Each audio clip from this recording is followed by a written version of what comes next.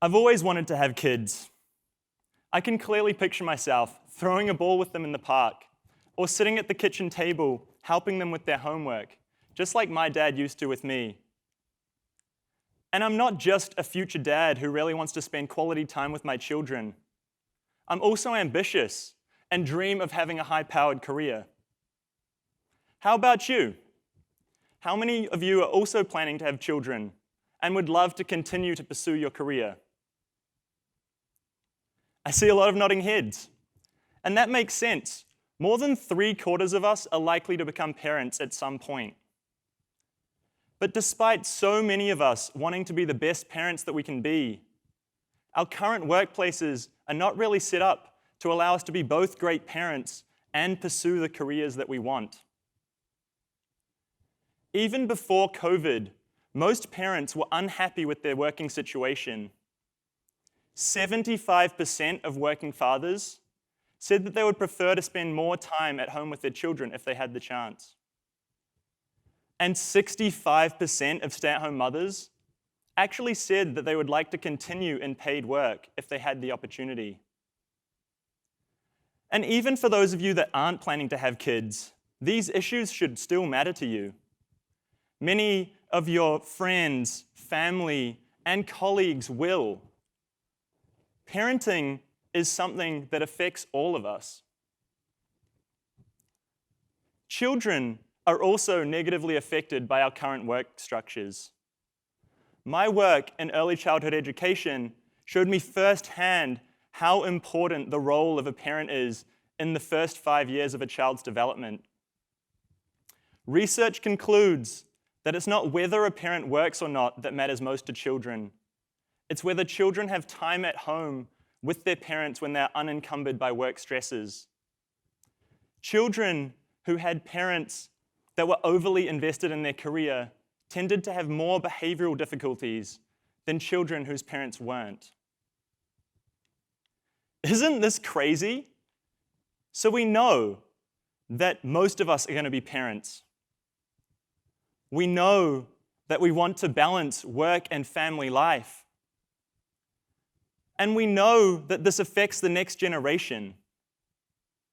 And yet, our inflexible work structures are not set up to support us to pursue both parenting and the careers we want. And for those of you who are thinking, well, that's just the way it is, we can't change it. Think back to a year ago. I don't know about you, but I had barely even heard of Zoom. And now I spend more than half my life on it. Not only have we survived the world going completely remote overnight, many organizations have actually thrived, something that we thought would have been impossible a year ago. So let's leverage this moment. Let's challenge our mindsets and assumptions about how we are meant to work. Let's create a working society that better supports parents. But what would a working society that better supports parents actually look like? Well, when I started my career in consulting in Australia, I was fortunate enough to experience firsthand how a more flexible future could look. I worked on a project where I had 2 direct managers, Nicole and Kirsten. They were doing what they described as a job share. Nicole worked Monday to Wednesday, Kirsten Wednesday to Friday, with Wednesday being an overlap day where they would both do handover to each other. I must admit, when I first started working on this, I was extremely skeptical. I mean, consulting is a pretty intense job. How was this going to work? But I couldn't have been more wrong. The next few months were some of the highlights of my career so far. Both managers complemented each other amazingly. One was a big picture thinker. One, an analytical powerhouse. Basically, everyone was winning. I was getting 2 brains for the price of 1. The client was getting 6 days' work for the price of 5. And Nicole and Kirsten were getting a life that worked for them. They had found a way to continue working in a high-powered career that they loved, while also being able to spend quality time at home with their children. Not only that, but this work structure meant that when they wanted to come back to work full-time, the transition was so much easier. Yet sadly, experiences like this are rare. Even when I tell people this story, they say things like, "Wow, they were probably just good managers. This wouldn't work with everyone." This is exactly the mindset that I would like to challenge. Even if it's true that this isn't possible right now, who's to say that it won't be possible in the future? We are so innovative in so many areas of our lives, and yet, when it comes to the way that we work, we seem to just blindly accept the status quo. So what can we actually do to create a working world that better supports parents? Today, I'm going to talk about two different strategies. First, let's focus on the possibilities rather than on the problems.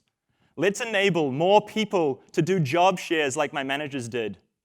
Let's allow more flexibility in the times and days that we work, allowing people to create schedules that work for them. And let's celebrate those who decide to take a career break or take parental leave to spend time with their families. In effect, let's iterate on our working structures in the same way that we iterate on new product prototypes. Let's leverage many of the modern tools and technologies at our disposal to overcome any problems that we come up with. Just as Zoom and other tools have enabled us to succeed over the past year. We're not going to get it right first time. It might require us all to make some changes. But in the end, we will all be better off for it. The second strategy. Let's change the way that we show up to work as leaders, as managers, and as individuals. As leaders, let's create policies that better support parents. Some examples. Provide adequate parental leave, regardless of gender, and applaud those who decide to take you up on it. We know how important the relationship between parents and children is during those first few years. So let's enable all parents to build those relationships. Consider providing subsidized childcare. No one should ever have to choose to not work because they're earning less than the cost of their childcare.